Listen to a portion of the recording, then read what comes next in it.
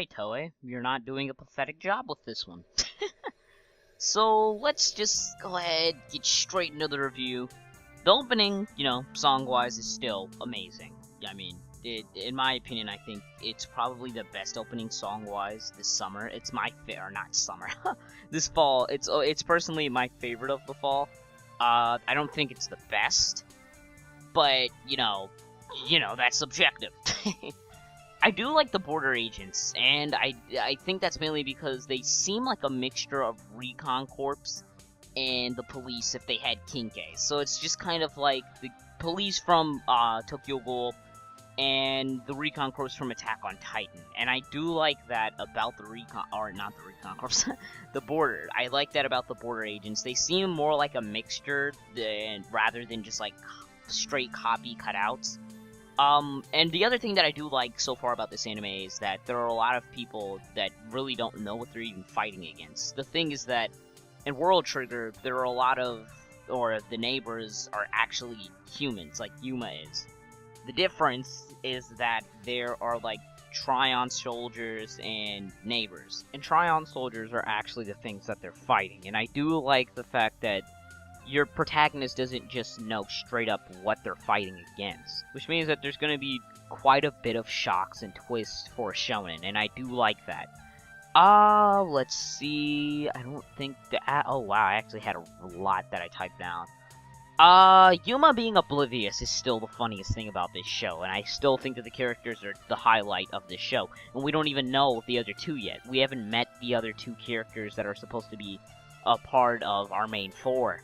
So, that leaves a lot of development open for all of the characters. I heard in the comments that, Osamu gets so much more developed. And I think I'm really gonna like that, because Osamu seems like he can be a really good character, but I don't like him right now, and I'll say why. Because he seems smart, but he always gets himself into situations that he can do nothing in. Just like this episode, he did it twice. He tries to stand up to others, and then after that, he just gets completely handed to him.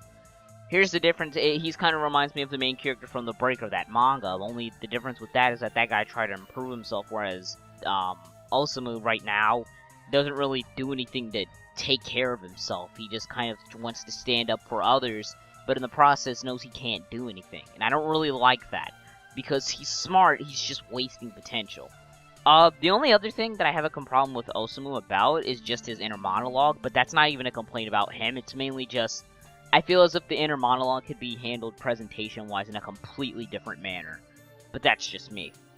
I do like the car scene, which leads back to, people not knowing what they're going against. With Yuma actually being able to recover. So I'm wondering, what are all the abilities of neighbors? Do like all of them have regenerative abilities? Because this completely, like, I thought there was going to be a plot hole halfway through, and they were like, neighbors and triads are completely different things, and then like Yuma got hit by the car, and I was like, wait, why didn't the other thing replenish? But then I was like, oh wait, they're not the same thing. So they're trying to eliminate plot holes, and I do like that as well. I don't think there's too much to talk about. The animation stepped up towards the end of the episode. Otherwise than that, it was pretty average. It wasn't bad. It looked okay, and it was bearable. I think it was just, like, slightly above average, and then once it got to the end of the episode, I'd say that it got into the 7 range. The OST could be better, but it's not bad at all. It's just not very memorable. The art in this episode, for the most part, was pretty well done, and I think I could give it, like, a 6, maybe a 6.5.